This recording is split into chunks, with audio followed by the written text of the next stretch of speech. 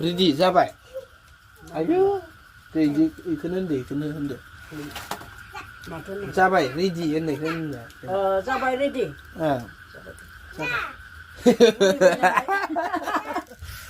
हेल' everyone माबोरै दङ आसा खालाम नै माबा नांना दङ आसा खालाम गासिबो मोजाङैनो दङ आं भिडिअ होनो हाथाराखैमोन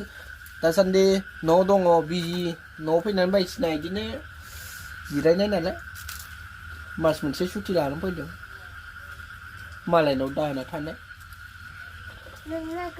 आंनि फेमिलिफोरानो दिनै बिबोना फुरि सावनाय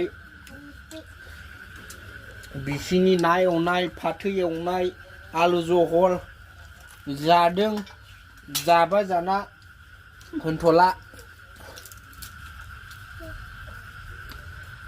आसा खालामो गासिबो मोजाङैनो दङ आंनि फेमिलिफोरानो दिनै जयै जागासिनो दङ हायावसो जालाबायो जोंहा नै बाहेरायावसो सङो उसुं सेफायदो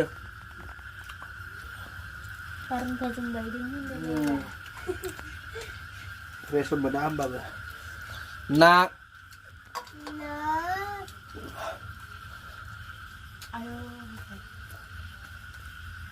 फाथो भाजि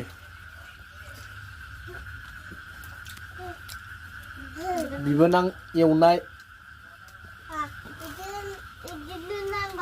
आलु जहल ना एवनाय फाथो भाजा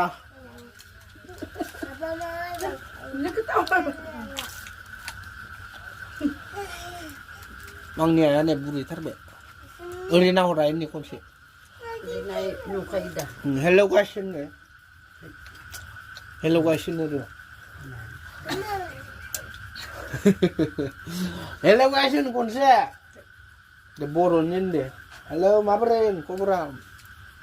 दे रेडि जाबाय आयौ दे इखौनो होनदो जाबाय रेडि होननायखौ होनदो जाबाय रेडि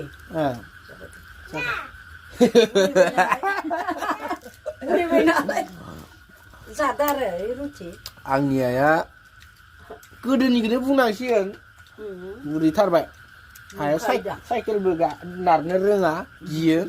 गाखोनोबो गियो आइ बायदि गैया खोमा साइकेलखौ मानो नारनो गियो सलायनायाथ' गोजाननि बाथ्रा नारनोनो गिबावो नारबावा दिनैसिम साइकेलखौनो ससेखौनो न'निफ्राय लामाजों नारफेराखै गाखोबाबो ससेल' गाखोनो हाला आं गिबायना ओंखारलाबायो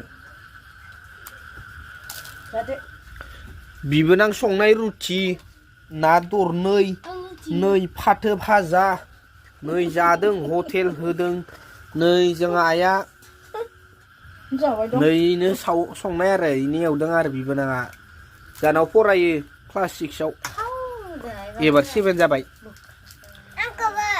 नै आंनि फिसाला नै आंनि बिसि आं गिगिनो बोरैबा दा मेगन मेसेर नायबाव नोमफासो नुगोन दा बाराबा दोनथ'नोसैलै